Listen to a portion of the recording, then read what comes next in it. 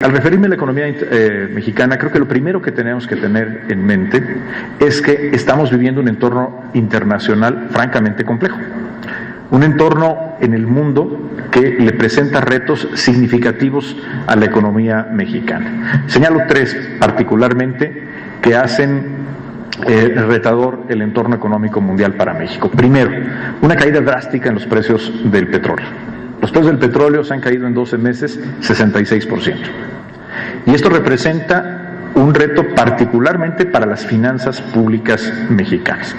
En segundo lugar, hay una gran volatilidad en los mercados financieros porque se anticipa que van a subir las tasas de interés en los Estados Unidos. Nadie sabe exactamente ni cuándo ni cómo, pero los mercados anticipan que esto ocurrirá pronto.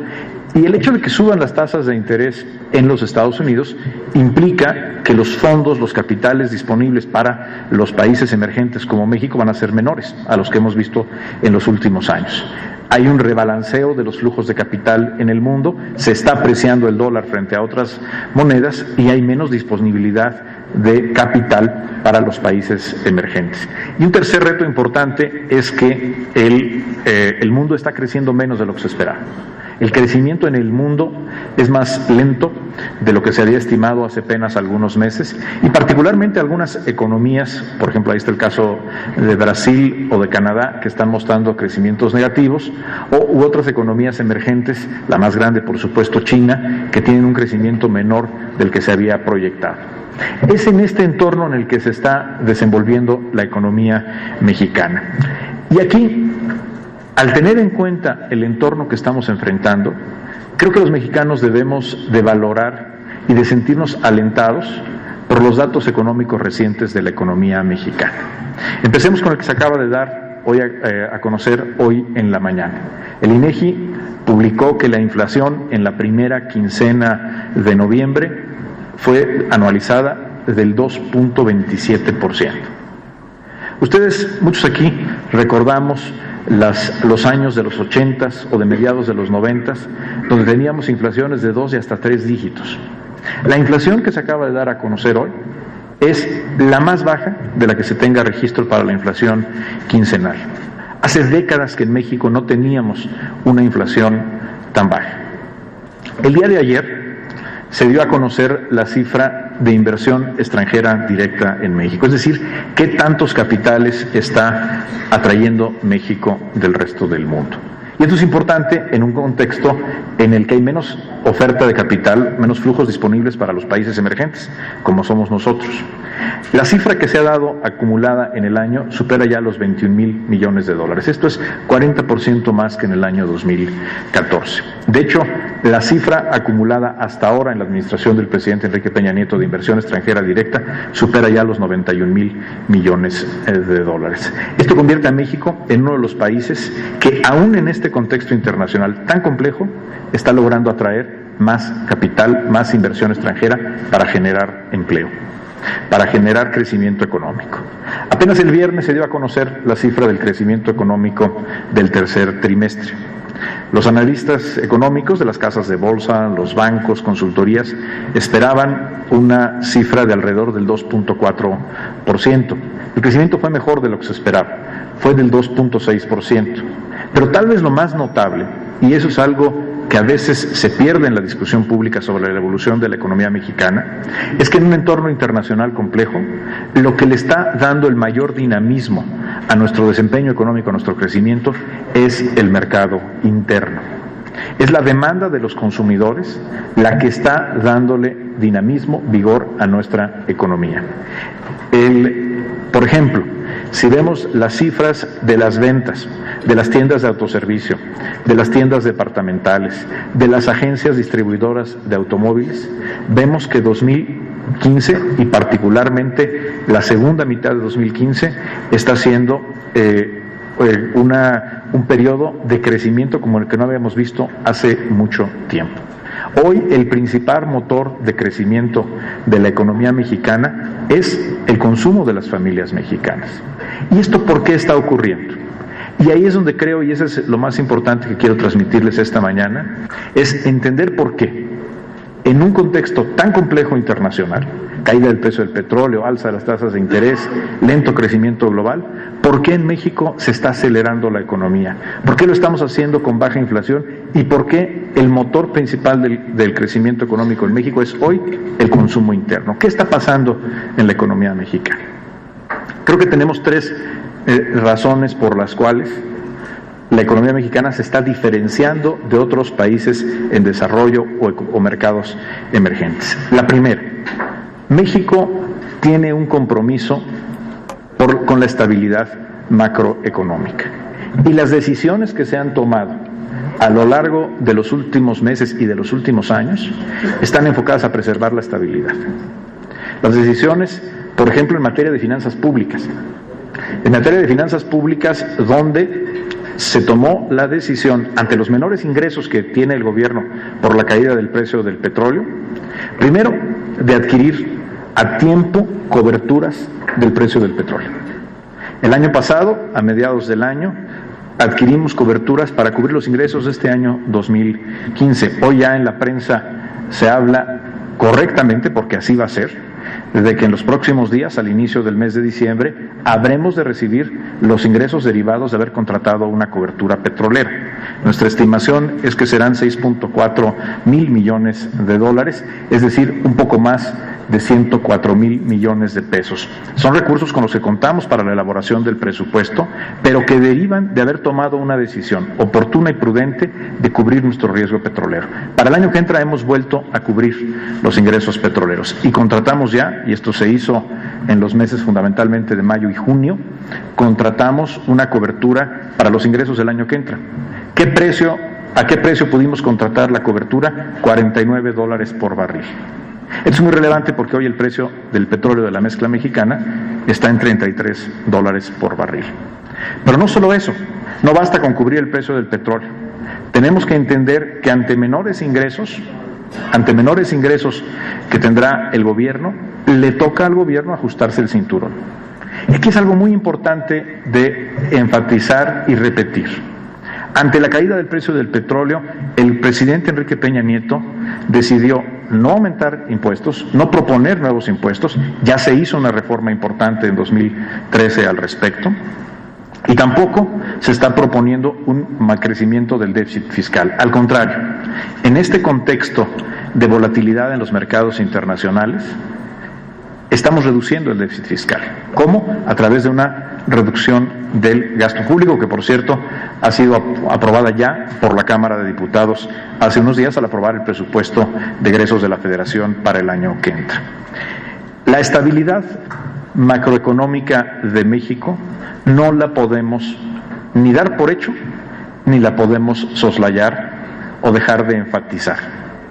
Hoy tenemos inflación baja, está creciendo el crédito, está creciendo el consumo, está creciendo también el empleo. Tenemos las mejores cifras de crecimiento del empleo formal en los primeros 3 años de una administración desde hace más de 20 años. Y esto está ocurriendo porque seguimos una política financiera, fiscal, monetaria, enfocada a la estabilidad.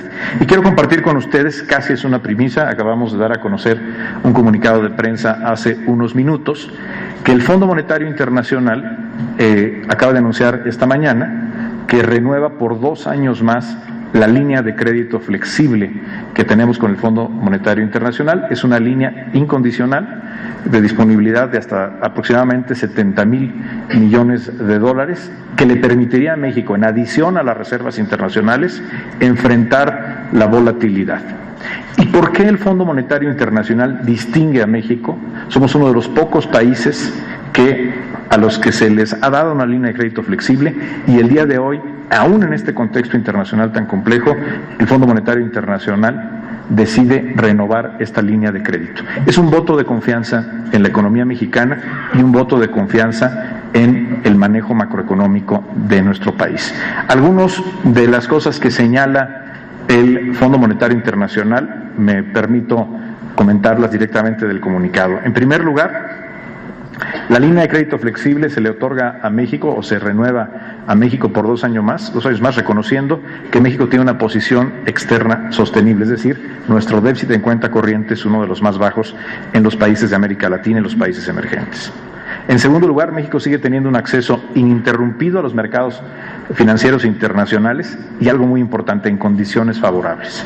México sigue siendo uno de los países que tiene mayor capacidad de financiarse en buenos términos, bajas tasas, largos plazos en distintas monedas. Lo hicimos este año, por ejemplo, colocando bonos a 100 años en euros. El año pasado los colocamos en yenes, en libras. Es decir, tenemos un acceso que no se ha interrumpido a los mercados internacionales. Tercero, una posición de reservas internacionales adecuada. Cuarto, y esto es muy importante, una posición sostenible de la deuda y unas finanzas públicas sanas.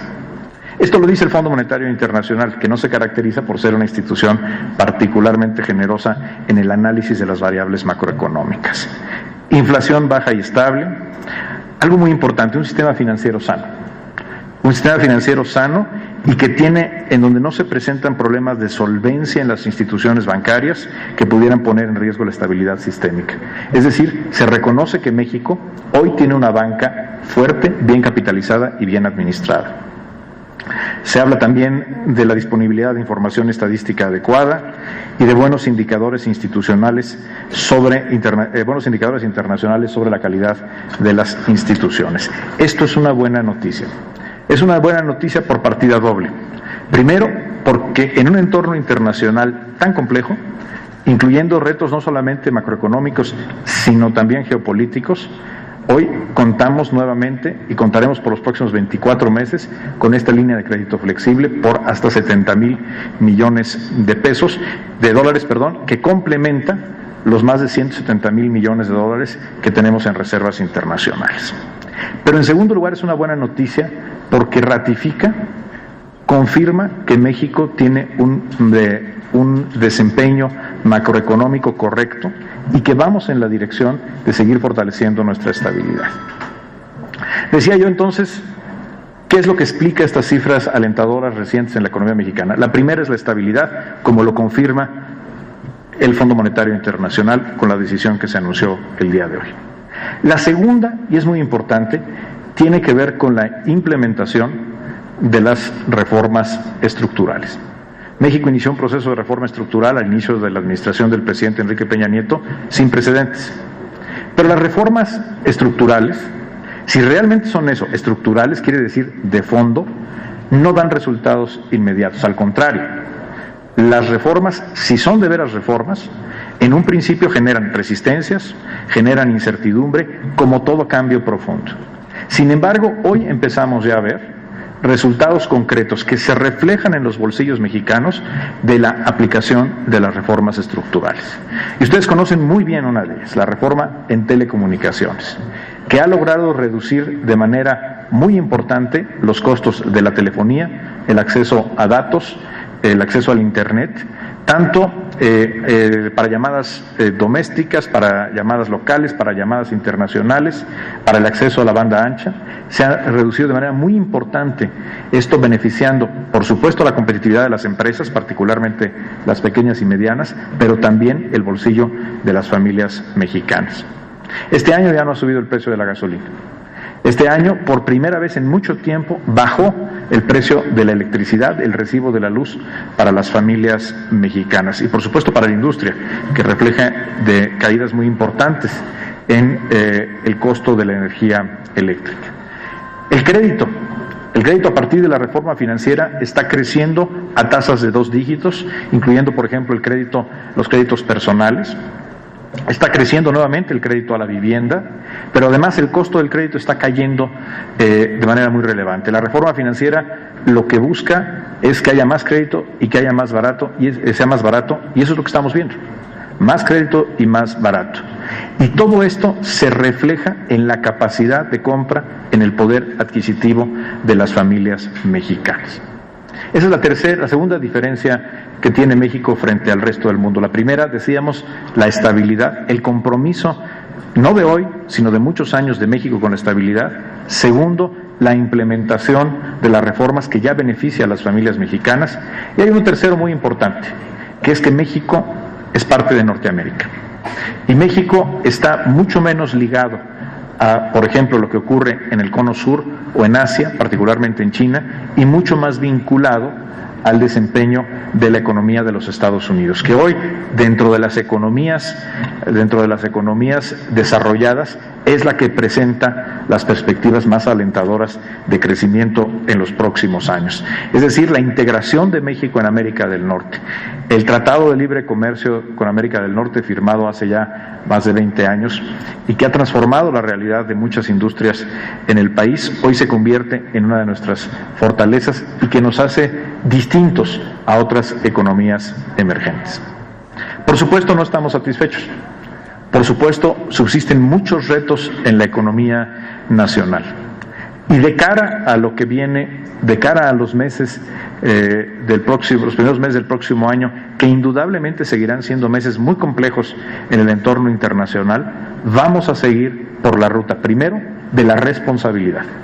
La responsabilidad en el manejo de las finanzas públicas, de la deuda pública y procurando la estabilidad, no como un fin en sí mismo, insisto, sino la estabilidad macroeconómica como una condición que es absolutamente necesaria para que crezca la economía, que es la que nos importa más, la economía familiar, que a los trabajadores mexicanos les alcance más con el producto de su trabajo, que tengan más capacidad las amas de casa. A final de cuentas, esa es la finalidad de todas estas cifras y todos estos instrumentos de política macroeconómica están en la economía familiar. Para eso estamos implementando de manera exhaustiva las reformas estructurales y vamos a seguir por ese camino. Esa es la convicción del presidente de la República y con mucho entusiasmo trabajamos en esa dirección.